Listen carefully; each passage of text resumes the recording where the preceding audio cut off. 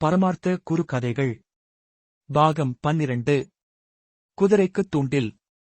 வெயிலுக்கு முன்னே புறப்பட்டால் பிரயாணக் களைப்பு இல்லாமல் இருக்கும் என்று அவர்கள் மறுநாள் அதிகாலையிலேயே அங்கிருந்து கிளம்பினார்கள். இருந்தாலும் தள்ளாத குருவோடு அவர்கள் தளர் நடைதான் போட முடிந்தது. எனவே கொஞ்ச தூரம் போனதுமே வெயில் கொளுத்த ஆரம்பித்துவிட்டது. வழியிலே ஒரு சோலை தெரிந்தது. அங்கே பச்சை பசேலென பல மரங்கள் தெரிந்தன. உள்ளே போனால் குளுகுளு என்றிருக்கும் போலிருந்தது. அங்கே சென்று சற்று நேரம் இளைப்பாறினார்கள். அந்நேரத்தில் மிலேச்சனுக்கு வயிறு என்னவோ செய்தது. பக்கத்திலே ஓர் ஏரி தெரிந்தது. அதனுள் நீரும் தெரிந்தது. கரையோரமாக போய் ஒதுங்கினான். கால் கழுவ ஏரியில் இறங்கினான். அந்த ஏரியின் கரையில் ஓர் அய்யனார் கோயில் இருந்தது. அந்தக் கோயிலின் எதிரே ஒரு குதிரை நின்று கொண்டிருந்தது. அது மண் குதிரை. பூஜை செய்து அந்த குதிரையைக் கொண்டு வந்து காணிக்கையாக்கி அங்கே நிறுத்தியிருக்கிறார்கள். அது பார்ப்பதற்கு அழகாக இருந்தது. பெரியதாக இருந்தது. புதியதாக இருந்தது. பல வண்ணங்கள் தீட்டப்பட்டு நேர்த்தியாக இருந்தது. கம்பீரமாக நின்று கொண்டிருந்தது. அது ஏரிக்கரையில் இருந்ததனால் அதன் பிம்பம் தண்ணீரில் தெரிந்தது.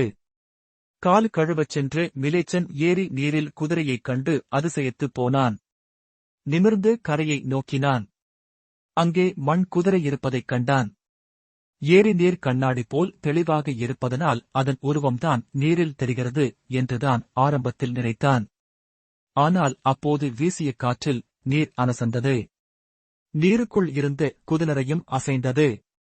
ஆனால் கரையிலிருந்த குதிரை அசையவே இல்லையே. அதன் பிம்பமாயிருந்தால் அது அசையாமல் நீரில் உள்ள இது அசையாதே. நீருக்குள் இருக்கிற குதிரை அசைகிறது என்றால் அது உயிருள்ள குதிரையாகத்தான் இருக்க வேண்டும்.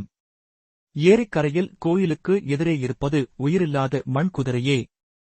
தண்ணீருக்குள் இருப்பது உயிருள்ள குதிரையாயிருந்தால் கல்லை எடுத்து வீசினால் ஓடும் இல்லையா என்று எண்ணி ஒரு கல்லை எடுத்து கூச்சல் போட்டு ஏரி நீரில் தெரியும் குதிரையை நோக்கி வீசினான். கல் விழுந்ததும் தண்ணீர் அசைந்தது.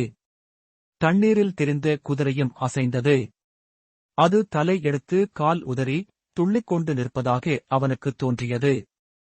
அடுத்த கணமே அது எங்கே தண்ணீரை விட்டு தன்மீது பாய்ந்துவிடுமோ என்று பயந்து காலை கூட கழுவ முடியாமல் அங்கிருந்து ஓட்டமாக ஓடி மடத்தை அடைந்தான்.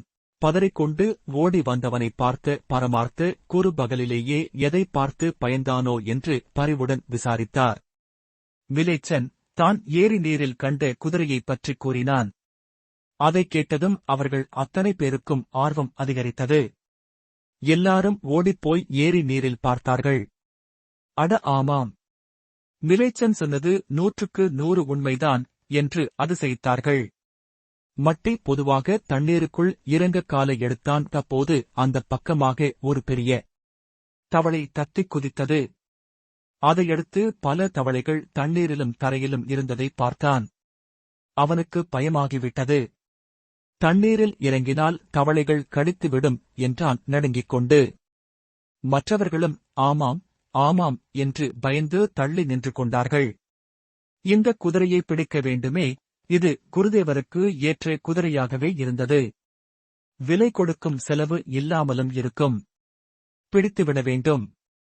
அவர்கள் தீவிரமாக யோசித்தார்கள். ஆளுக்கு ஒரு யோசனை கூறினார்கள். குதிரைக்கு பிடித்தது கொள்ளு அல்லவா? கொள்ளை பார்த்தால் குதிரை கொள்ளை ஆசையோடு வாயைத் திறக்குமே என்றான் மடையன். ஆமாம், கொள்ளை காட்டினால் அதை தின்ன வாயைத் திறந்து கொண்டு மேலே வரும். அப்போது பிடித்து விடலாமே சுலபமாக என்றான் மூடன். பச்சை புல் என்றாலும் குதிரைக்கு ஆசைதானே. ஆகவே பச்சை புல்லை தண்ணீருக்கு மேலே காட்டினால் அதை தின்னத் தாவிக்கொண்டு மேலே வரும் என்றான் பேதை. ஆமாம், அப்போது கபக் என்று பிடித்துக் கொள்ளலாம். மிலேச்சன் எல்லாரும் சேர்ந்து என்றான்.